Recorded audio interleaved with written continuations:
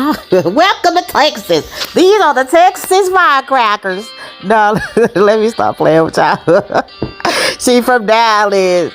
Okay, so these are the ingredients you need for firecrackers, whether you're from Alabama, whether you're from Texas, Mississippi, wherever southern state that you're from. Even if you're on the East Coast, everyone has their own unique way of making firecrackers. So these are the Texas firecrackers. So these are the ingredients you would need. So you would need 6 sleeves of saltine crackers, or whichever kind of crackers that you prefer, whether salted or unsalted. A cup of canola oil or vegetable oil, whichever one you prefer. You would need 8 tablespoons of red pepper flakes, a tablespoon of chili powder, and garlic powder, garlic butter powder, and oregano. Those are the seasonings that I use, with 2 packs of ranch seasoning. You can use 1 if you're not a big ranch person. I should have used 1 because the ranch it definitely comes out really strong. So you'll go ahead and mix that all in together. Go ahead and blend it together, and you're going to pour this mixture all over your crackers. And once you have that poured over your crackers, you're going to go ahead and mix it all together. Go ahead and shake it up. Get all those crackers nice and coated. Now, some crackers will have more seasoning than others, but that's perfectly fine. You can evenly distribute the liquid over each cracker evenly. Come on, it does make sense, right? So you're going to go ahead and just pour the seasoning over it. And you're going to do this for about, turn it all around, mix it all together. They're not going to crack or anything like that. Definitely, you're going to be gentle with it, of course.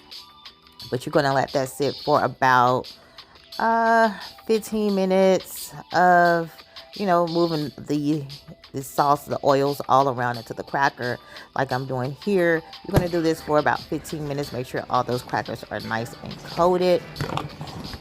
And after they're nice and coated, then you're going to go ahead and after it's set for about 15 minutes, you're going to go ahead and pour that into a large baking sheet. Now, you can bake these if you want to speed up the process, but you will definitely just let them sit for about an hour on the baking sheet on the top of the counter. You can put a towel over it, whichever you prefer to do, or set it in the oven just for about 15 minutes. See, they're nice and coated. And these are absolutely delicious if you're a late night snacker. If you have a taste for something spicy, these were definitely does the trick. And they typically last in the refrigerator. You just want to place them in a Ziploc bag or airtight container. And they typically last for about 2 weeks. So yeah, just go ahead and pour it all over the baking sheet. Spread them out, let them air dry, or like I said, you can put them in the oven at 300 degrees for about 20 minutes. But yeah, the oil actually seeps through. As you can see, it's really oily right now because I just freshly placed them on the baking sheet. But after that, after about an hour, it comes out like this, completely dry. The oil has definitely seeped through. They're soaked up all the oil. Absolutely delicious. So give this a try and let me know if you like these Texas firecrackers as a late night snack, or for your salad, for your tuna, for your chicken salad. I mean, they're absolutely delicious. I love them.